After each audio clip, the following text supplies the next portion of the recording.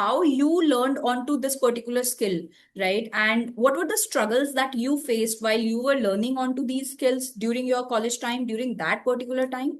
Yeah, actually, that time there were not many tutorials on YouTube as well, and then I also didn't have much money to spend in my learning.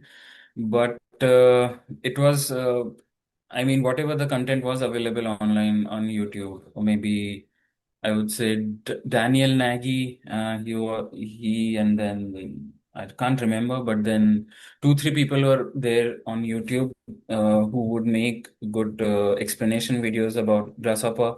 And then I also did a lot of took courses from Think Parametric.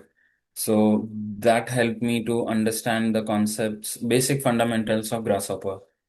So yeah, and then keep doing it, like practicing it multiple times, because Think Parametric had an amazing course on Serpentine Pavilion, and I didn't understand all the whole code of it the first time, but I remember I tried it like 6 times, and every day, like after my work in the evening, I'll just open that video and then code along with it, and then I started to understand the components, why it is coming at this after this component, why before this component, why flatten, why graft.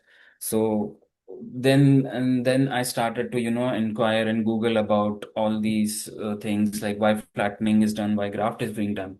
So then slowly I started grasping all those things. But yeah, it's a very slow curve, and then it's a not a gentle curve, it's quite a steep curve.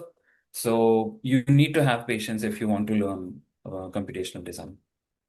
Hi everyone, I am Parul Sharma, founder of Aerie Academy. We have launched a course on basics of parametric architecture with Netik, and he will be your mentor and facilitator. If you want to join the course, fill the form pinned in the comments below and we will reach out to you. If any student who is going there without even having the knowledge of these softwares like Rhino or Grasshopper, then would it be like difficult for them to understand? Because that's something that, I think a student might have faced. Yeah, I mean, people do come with very less or low knowledge of Grasshopper. But then I would say, like, if you want to, make nice project during your academic, so it's better to know how to hold the pen. And then maybe you don't want to struggle with holding pen during your master's. So then you can focus on writing a nice poem. So I would say, before going for a master's, you should always learn these skills beforehand. Maybe now there's Python also there. So maybe if you can, then also focus on learning Python. But then before Python, Grasshopper comes. So no Grasshopper, no Rhino well. And then you won't struggle. You would be flying in colors with the nice projects you make. I think I really love this particular line. Like you should know how to hold the pen so that you can write the poem, and that's something for someone who is starting and who wants to build their career into this. So holding the pen and knowing the softwares like Rhino and Grasshopper is, I think, the first step.